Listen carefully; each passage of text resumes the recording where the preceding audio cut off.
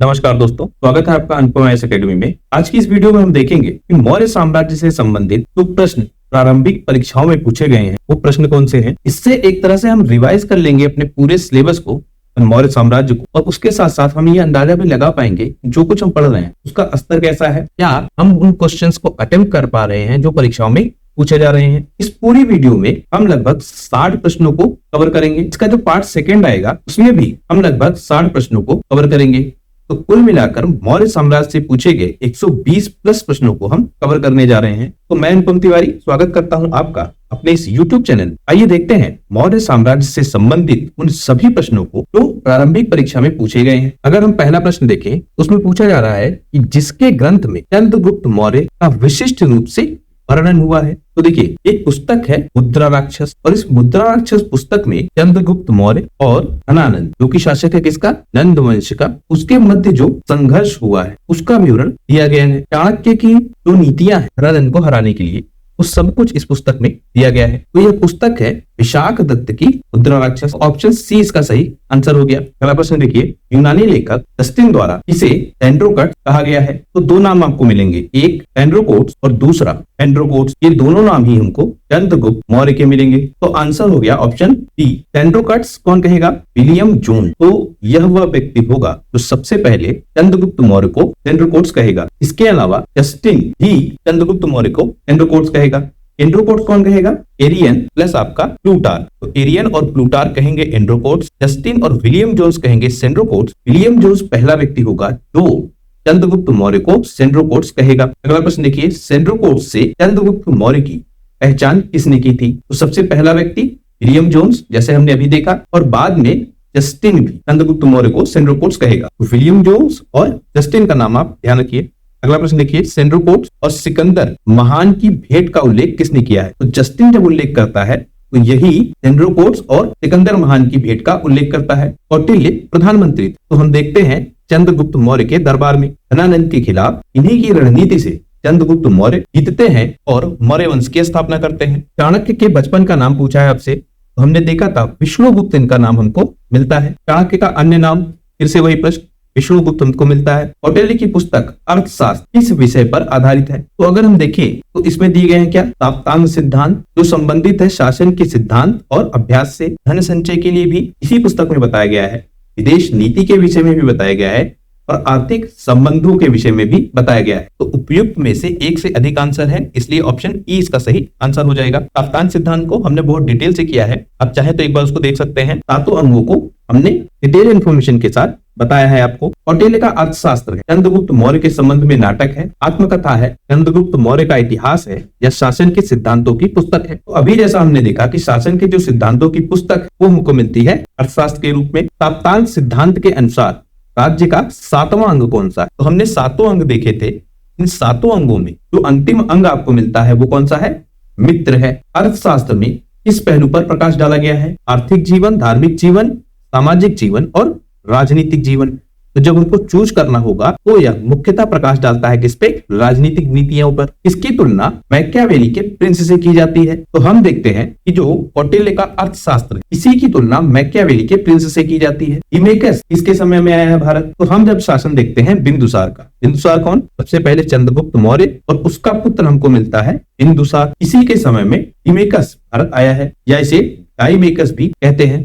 दो नाम आपको मिल सकते। बिंदुसार के शासनकाल में अशोक ने अवंती महाजनपद जीतकर मौर्य साम्राज्य में मिला लिया। इसका उल्लेख इस ग्रंथ में मिलता है। तो हम जब देखते हैं उद्घोष की सम्मत आसादिका, इसी पुस्तक से हमको ये ज्ञात होता है अशोक ने अवंती महाजनपद जीता था और उसे मौर्य साम्राज्य में मिला लिया था। इसके अलावा हम देखेंगे तो आपका मिलेगा दिव्यावदान। इससे हमको पता लगता है कि अशोक अवंती का गवर्नर होता है। अवंती के विषय में एक चीज आप और देखिए कि 2 राजधानियां मिलती है, एक उत्तरी और एक दक्षिणी। मतलब उत्तरी क्षेत्र के लिए एक राजधानी और दक्षिणी क्षेत्र के लिए एक राजधानी। जो इसकी उत्तरी क्षेत्र की राजधानी है वो हमको मिलती है कौन, उज्जैनी, और जो दक्षिणी क्षेत्र है इसकी राजधानी हमको मिलती है माहिष्मती। ये सब कुछ हमने बहुत डिटेल में ऑलरेडी किया हुआ है। पाटलिपुत्र में स्थित चंद्रगुप्त का महल मुख्यतः किसका बना है। तो हमने जब बात की थी मौर्य वंश की स्थापत्य कला, उसमें हमने देखा था कि जो लकड़ी का प्रयोग वो मौर्य वंश में काफी बढ़ जाता है और इनके महल भी लकड़ी के बनाए जाते हैं। इस प्राचीन नगर के अवशेष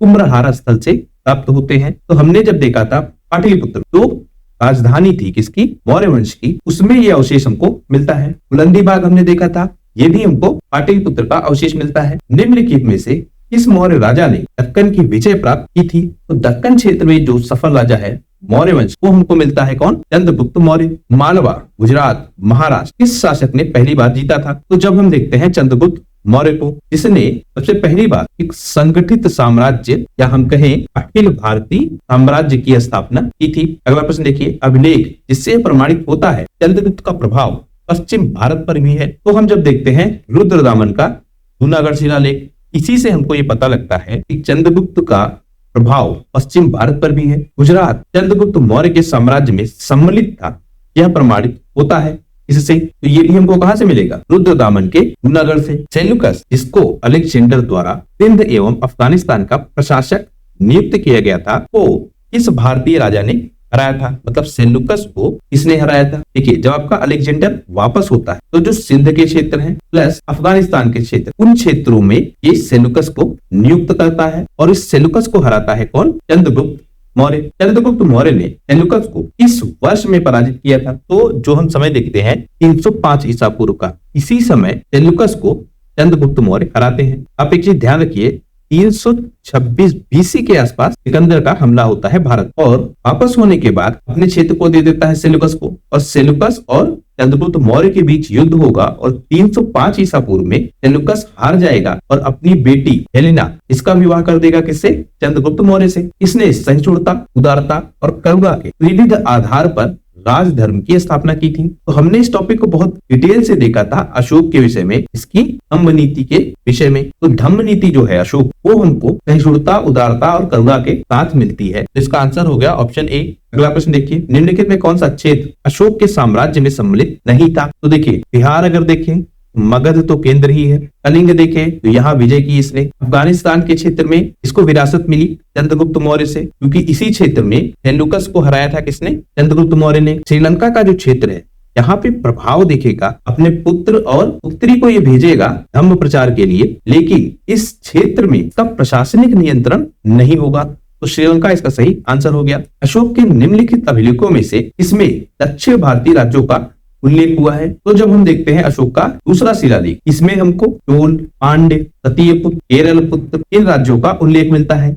हमने देखा था कि चोल और पांड्य राजाओं के साथ अशोक ने मित्रतापूर्ण संबंध भी बनाए थे। भारत का प्रथम अस्पताल एवं औषधि बाग निर्माण किसने करवाया था? अब देखिए, इस तरह के प्रश्न आप कॉमन सेंस से सॉल्व कर सकते हैं कि अस्पताल बनाने की बात की जा रही है, औषधि बाग बनाने की बात की जा रही है, तो ये काम कौन कर सकता है? अशोक जैसा राजा ही कर सकता है, क्योंकि इसकी जो धम्म की नीति है उसमें जन कल्याण प्रथम स्थान पे है। अशोक ने बौद्ध होते हुए भी हिंदू धर्म में आस्था नहीं छोड़ी, इसका क्या प्रमाण है? तो जब हम देखते हैं देवनाम प्रिय की उपाधि, अर्थात देवताओं का प्रिय, तो देवताओं का प्रिय जो शब्द है, यही ये साबित करता है कि अशोक ने हिंदू धर्म में आस्था नहीं छोड़ी है, क्योंकि हिंदू धर्म में जो माना जाता है कि जो देवता है वही संसार के संचालन में प्रमुख भूमिका अदा करते हैं, या इन्हीं के द्वारा संसार का संचालन होता है। तो जो देवनाम प्रिय की उपाधि है वो ये साबित करती है कि अशोक ने हिंदू धर्म में आस्था नहीं छोड़ी है। निम्नलिखित में इस स्त्रोत में अशोक के राज्यकाल में तृतीय बौद्ध समिति होने का उल्लेख मिलता है। हमने देखा था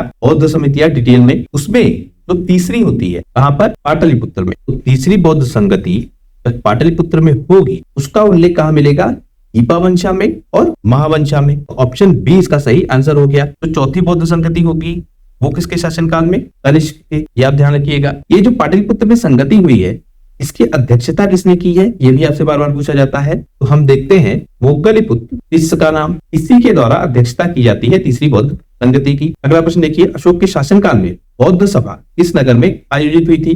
अभी हमने देखा पाटलिपुत्र में। निम्नलिखित में मौर्य शासक बौद्ध धर्म के अनुयायी थे? तो देखिए, चंद्रगुप्त मिलेगा कहां से, जैन धर्म से, और बिंदुसार मिलेगा आपको आजीवक से। हमने देखा था गुफा निर्माण, वहां पे अशोक और दशरथ ये दोनों बौद्ध धर्म के अनुयायी के रूप में हमको मिलते हैं। रज्जुक कौन थे? हमने जब देखा था तो मौर्य प्रशासनिक व्यवस्था है उसमें ये रज्जुक नामक अधिकारी हमको मिलता है, और यह रज्जुक जिले में प्रशासनिक व्यवस्था प्लस न्याय व्यवस्था इन दोनों को देखता था। तो हम देखते हैं मौर्य शासन में हमको अधिकारी के रूप में ये रज्जुक मिलता है। सार्थवाह किसे कहते हैं? हमने एक डिटेल में वीडियो किया है इस पे कि कौन सा अधिकारी किससे संबंधित है। तो जब हम देखते हैं सातवाहन को, तो मौर्य साम्राज्य में जो व्यापारिक काफिले हैं इन्हीं को नाम दिया गया है सातवाहन। निम्नलिखित में कौन सा अधिकारी मौर्य प्रशासन का भाग नहीं है। तो हमने देखा था 3 तरह के अधिकारी, एक आपका युक्त तो जिले का अधिकारी है और राजस्व वसूली का काम करता है। राजुक हम देखते हैं इसे भी जिले में नियुक्त किया जाता था, पर इसके पास राजस्व के साथ न्याय व्यवस्था भी हमको मिलती है। प्रादेशिक हम देखेंगे तो ये मंडल प्रधान के रूप में हमको मिलता है, अर्थात कई सारे जिलों को मिलाकर बनाया जाएगा मंडल और उसका अधिकारी हमको कौन मिलेगा, प्रादेशिक। अग्रहारिक जब देखेंगे आप, ये हमको मौर्य प्रशासन के भाग के रूप में नहीं मिलता है। सारनाथ स्तंभ का निर्माण किसने करवाया था, तो हम देखते हैं जब आपके 4 सिंह और एक दूसरे की तरफ पीट करके ये बैठे हुए हैं, इसका निर्माण किसने करवाया है, अशोक ने। और यह भारत का प्रतीक चिन्ह भी है। अब जितने भी भारत सरकार के दस्तावेज देखेंगे उन पर यह चिन्ह आपको मिलेगा। निम्नलिखित में से किसे सर्वश्रेष्ठ स्तूप मानते हैं, तो सर्वश्रेष्ठ स्तूप किसे मानेंगे, सांची को, क्योंकि तो स्थापत्य कला है सांची की वो हमको सबसे प्रभावशाली दिखती है। और यह है कहाँ, मध्य प्रदेश में। मध्य प्रदेश में भी कहा, रायसेन जिले में। और अगर आपसे पूछा जाए कि इस स्तूप की खोज किसने की, तो आप नाम देंगे किसका, अलेक्जेंडर कनिंघम का। सांची का स्तूप किसके शासन में बनवाया गया था, तो हम देखते हैं काल किसका, अशोक का। उसी के समय इसको बनवाया गया था। सांची का स्तूप किसने बनवाया, फिर से वही प्रश्न, अशोक ने। विश्व प्रसिद्ध पर्यटन स्थल सांची का प्राचीन नाम यह भी था, तो सांची का प्राचीन नाम क्या है, ये आपसे पूछा जा रहा है। तो हम जब समय काल देखते हैं गुप्त वंश का, जो कि है आपका 4वीं सदी का काल, इसी काल में हमको काकड़ान नाम से यह सांची का नाम मिलता है। सूची 1 को सूची 2 से मैच कराना है कि कौन से स्थान पर कौन सा स्मारक है। तो हम देखते हैं जो आपका सारनाथ है, यहाँ मिलेगा हमको क्या, मेघ स्तूप। ये आपको याद होगा। अगर आपको ये याद है तो ये और ये दोनों गलत हो गए। तो ये मैच कराने वाले क्वेश्चन आते हैं, इनमें आप ध्यान रखिएगा जो सबसे आसानी से आपको याद है उसको आप सबसे पहले मैच कराइए, उससे क्वेश्चन को सॉल्व करना काफी आसान हो जाएगा। अब देखिए हमने 2 एलिमिनेट कर दिए एक आसान ऑप्शन के साथ। अब हमारी जो प्रोबेबिलिटी है वो 50% ऑलरेडी पहुंच चुकी है कि अब हम इस क्वेश्चन को 50% ये पूरा चांस है कि सही अटेम्प्ट करें। कौशाम्बी में हमको कौन मिलेगा, घोषदाराम मठ। तो ए में जिसमें 2 हो, ये वाला सी ऑप्शन इसका सही आंसर हो गया। बाकी भी आप मैच करा लीजिए। श्रावस्ती में मिलेगा हमको कौन, सहेत महल। और कौशाम्बी में हम देखते हैं घोषदाराम मठ, तो सी इसका सही आंसर हो गया।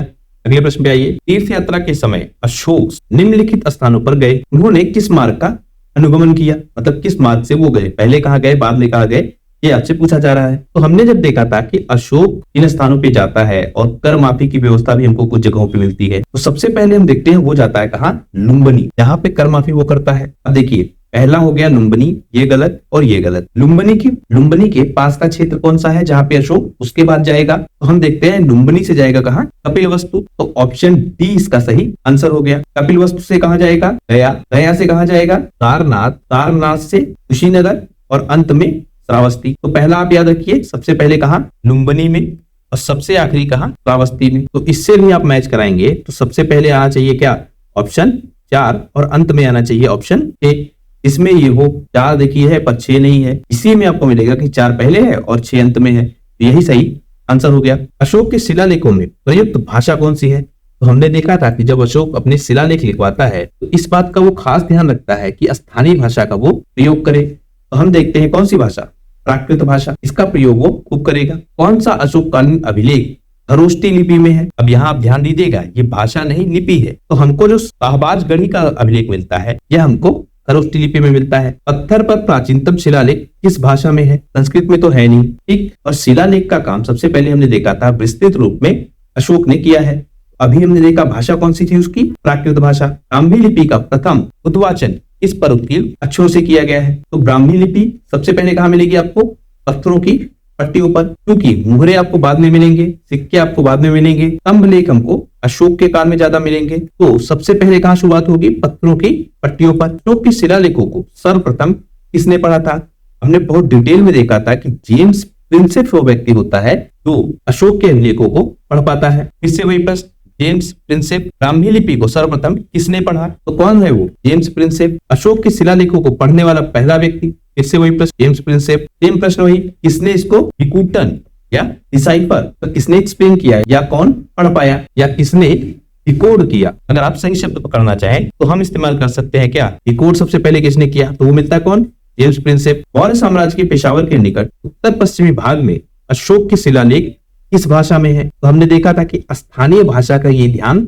रखेगा अपने शिलालेखों में या आदेशों में। तो यहाँ पे इस्तेमाल करेगा क्या? खरोष्ठी लिपि। तो अभिलेख आपको मिलेंगे वो कौन कौन से? एक आपका शाहबाज गढ़ी का अभिलेख प्लस मानसेहरा का अभिलेख। इन्हीं दोनों जगहों पर आपको अशोक के अभिलेख खरोष्ठी लिपि में मिलेंगे। अगला प्रश्न देखिए, वह स्थान जहाँ प्राक अशोक ब्राह्मी लिपि का पता चलता है, तो ये हमको मिलेगा कहाँ से? श्रीलंका से, और श्रीलंका के भी अनुराधापुरम से। प्राचीन भारत में निम्नलिखित में कौन सी एक लिपि दाईं ओर से बाईं ओर लिखी जाती थी? दाईं ओर से बाईं ओर लिखी जाएगी कौन सी लिपि? तो जब हम देखते हैं आपकी खरोष्ठी लिपि, यही हमको दाईं ओर से बाईं ओर लिखी हुई मिलती है। इससे वही प्रश्न, दाहिने से बाएं, तो हमको कौन सा मिलता है? खरोष्ठी लिपि। अशोक का अपने शिलालेखों में सामान्यतः जिस नाम से उल्लेख किया गया है वह कौन सा है? तो जब हम देखते हैं प्रियदर्शी नाम, यही हमको अशोक का सबसे ज्यादा उल्लेखित नाम मिलता है। अपने शिलालेखों में अशोक सामान्यतः किस नाम से जाने जाते हैं? अभी देखा प्रियदर्शी। अभिलेखों में किस शासक का उल्लेख प्रियदर्शी